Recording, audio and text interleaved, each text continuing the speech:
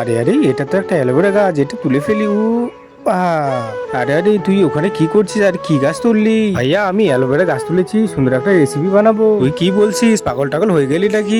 এই অ্যালোভেরা গাছটা খেতে খুব মজার হয়। দেখি তো তোর শরীর খারাপ হয়ে গেছে নাকি? তোর পাগলি, কে বললো এই অ্যালোভেরা গাছ খায়? এ ভাইয়া, কে বললো খাওয়া যায় না? এই অ্যালোভেরা গাছটা খেতে খুব মজার হয়। পাগলি, তুই একটু দাঁড়া, গোটা গাছটা তো তুলে ফেলি, এই পাতাটাই গেড়ে দে। মনে হয় আমার বোন পাগলি টাগলি হয়ে গেছে, গোটা গাছটাই তুলে ফেললো। এবার প্রথমে অ্যালোভেরা গাছটা সুন্দর করে পরিষ্কার জল দিয়ে ধুয়ে নেবো।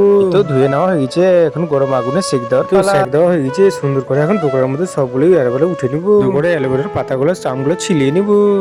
ছিলিয়ে নেওয়ার পরে সুন্দর করে কুচি কুচি করে কেটে নেবো। তো কেটে নেওয়া হয়ে গেছে, আদা কুচি, পেঁয়াজ কুচি, লঙ্কা কুচি, ধনে পাতা, সব ধরনের মশলাগুলো দিয়ে দিবো।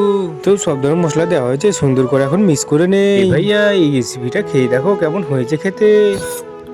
এই বোন, আসলে তো এই অ্যালোভেরা রেসিপিটা খেতে খুব মজার হয়েছে। ভাইয়া, তুমি তো বলেছিল এই অ্যালোভেরা কি খাওয়া যাবে? তোর পাগলি, কিছু মনে করিস না, দে আমায় দে, আরো দে।